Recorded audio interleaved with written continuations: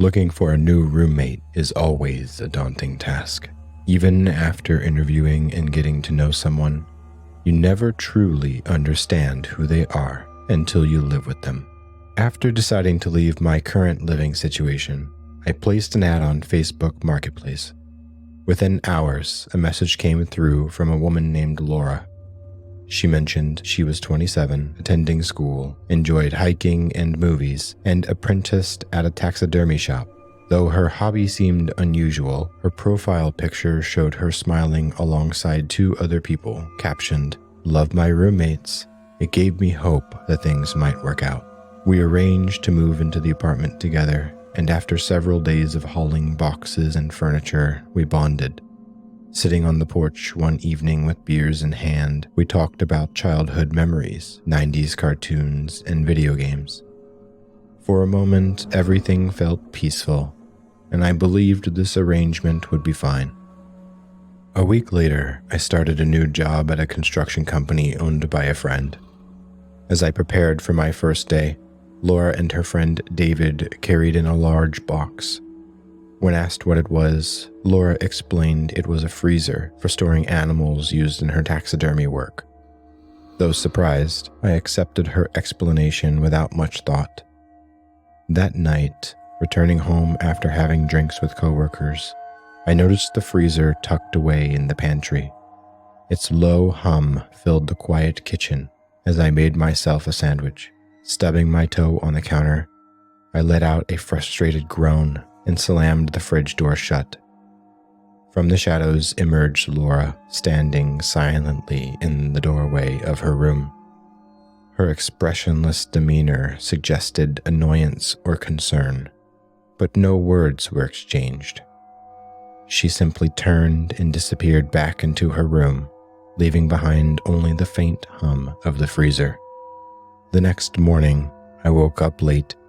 Grateful for the day off, entering the kitchen to make breakfast, I realized something was wrong. The refrigerator light didn't turn on, and there was no cold air escaping when I opened the door. Confirming the power outage, I knocked on Laura's door to inform her, but she wasn't home. Remembering she had classes, I walked past the pantry and slipped on the floor. Catching myself, I looked down to see blood pooling near the corner of the freezer. Confused, I tried opening it, only to find it locked with a padlock I hadn't noticed before. I grabbed bolt cutters from my car and broke the lock and opened the freezer. A foul stench overwhelmed me, forcing me to step back and gag. Pulling myself together, I donned gloves and began inspecting its contents. Dead birds and plastic bags lined the interior, but one large black bag caught my attention due to the steady stream of blood seeping from it. Against my better judgment, I opened the bag and froze. Inside was a human head, its milky eyes staring blankly, lips cracked and bloated, hair matted with dried blood. Dropping the bag, I stumbled backwards, nauseous and terrified. Grabbing the trash can, I vomited before rushing outside to call the police. Hours later, sitting in an interrogation room wrapped in a blanket, the image haunted me. Something about the face felt familiar. Pulling out my phone, I scrolled to Laura's profile picture. The realization hit like a punch to the gut. The man in the photo, the one labeled as her old roommate moving to California, was the same face I'd seen in the freezer. When the detective entered, she began questioning whether I'd noticed anything strange about Laura's behavior. Recalling the incident where I stubbed my toe, I explained how Laura appeared in the doorway. At the time, it seemed like irritation, but now I understood. It wasn't the sound of the fridge slamming that drew her out. It was fear that I'd discovered the freezer. As cold sweat dripped down my forehead, another officer entered, whispering urgently to the detective.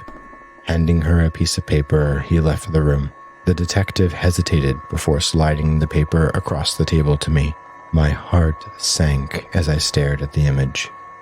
A photograph taken inside our apartment. On the wall, scrolled in red, were the chilling words, "My roommates." All of them. Shaken, I told the detective I could stay with my parents temporarily. They lived 30 minutes outside of town.